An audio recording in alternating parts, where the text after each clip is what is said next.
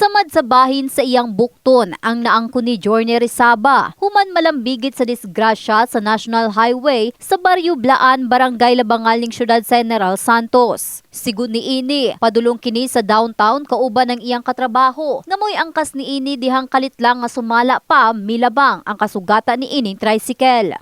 Mangani hiner kay mong dagan kay kusog-kusog patay siguro mi. Kaya kalit ra may sulod nga wala siya signal. Apa siya nga makasulod siya. Kung dagan ma'am, kana namang rila mo yung kalit ra magsulod walay signal. Kusog hiya pagsulod niya.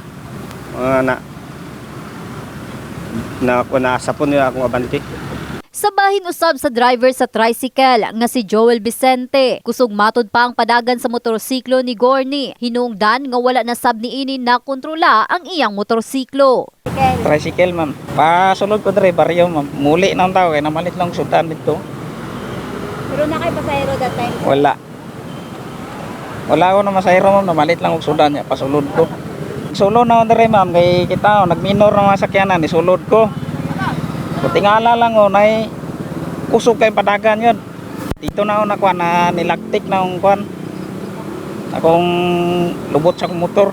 O, mayo nga ni kay pagkuhan ako, nabantayan din ng TL. Subay sa report sa Traffic Enforcement Unit kon TEU Gensan, pasado alas 8:20 sa buntag nahitabo ang insidente. Pulos nakaangkon og damyos ang mga duha ka motorsiklo nga kasamtangan gi-impound sa buhatan sa TEU. Luyo sa pangitabo, mapasalamaton gihapon ang mga nahisgutan nga pulos silang luwas sa insidente. Salamat din sa Ginoo nga walay grabe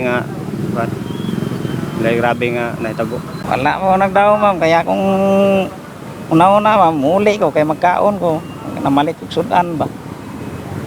Nagdaw, naingani yung naitabo. Disgrasya man yun. Please, safe sama sa nakabangga sa kuha. Wala may nakuhan sa ila. Salamat po sa Ginoo. Samtang sa susamang adlaw, usa-usab ka bangga ang natala sa TEU Gensan pasado alas 7:30 sa buntag sa susamang barangay. Asa lambigit ang usa ka SUV nga sakyanan ug sikad. Usa ang natalang samdan. Samtang pahinumdum sa kapulisan nga kanunay mag-amping sa ilang pagmaneho ug sundon ang balaod trapiko aron malikay sa bangga. In the heart of changing lives, kini si Russell Jean Mantile sa Brigada News Gensan, Brigada News.